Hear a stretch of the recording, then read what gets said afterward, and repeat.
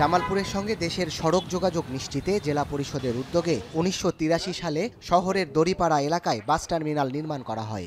এখান থেকে ঢাকা, চট্টগ্রাম, সিলেট ও বগুড়া সহ ১০ থেকে ১২টি রুটে দিনে প্রায় ৩ থেকে ৪ হাজার যাত্রী চলাচল করেন।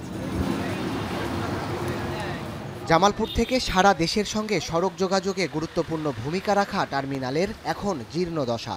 নির্মাণের পর গেল ৪৩ বছরে লাগেনি উন্নয়নের ছোঁয়া। দীর্ঘদিন সংস্কার না হওয়ায় খসে পড়ছে পলেস্তারা, ছাদ ভেঙে বেরিয়ে এসেছে রড। ড্রেনেজ ব্যবস্থা না থাকায় সামান্য বৃষ্টিতেই তৈরি হচ্ছে জলাবদ্ধতা। দিনে দিনে টার্মিনালটি পরিণত হয়েছে নোংরা ও জরাজীর্ণ স্থানে।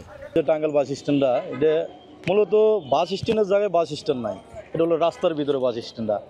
আমাদের আসলে ঝুঁকি হয় বা রাস্তার ভিতরে গাড়িতে ওঠা এটা ঝুঁকিপূর্ণ হয়। সময় কোনো ব্যবস্থা নাই।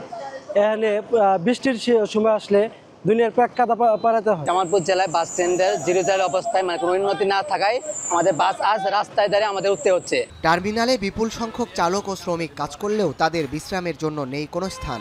এমনকি যাত্রীদের জন্য নেই ছাউনি ও ভালো মানের শৌচাগারের ব্যবস্থা। এতে দুর্ভোগে পড়তে হয় টার্মিনাল ব্যবহারকারীদের। পুরনো টার্মিনাল ভবনেই জীবনের ঝুঁকি নিয়ে কাজ করেন পরিবহন সংশ্লিষ্টরা।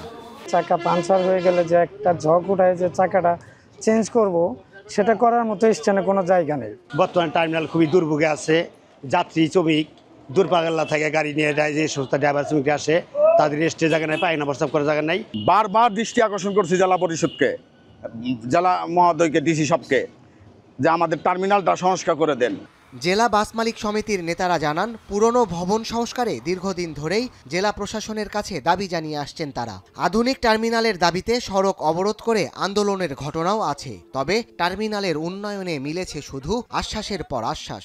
জেলা প্রশাসক এবং ডিসি মহোদয়ের কাছে আমরা লিখিতভাবে আবেদন করেছি, আমরা মৌখিকভাবে আবেদন করেছি এবং আমরা দফায় দফায় তাদের সঙ্গে মিটিং করেছি, কিন্তু এর কোনো প্রতিফলন আমরা এখন পর্যন্ত পাইনি।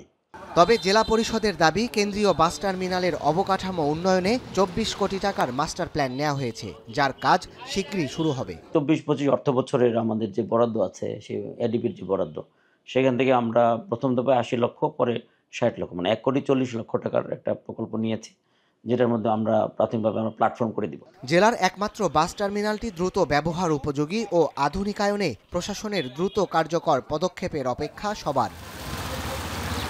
এখন জামালপুর।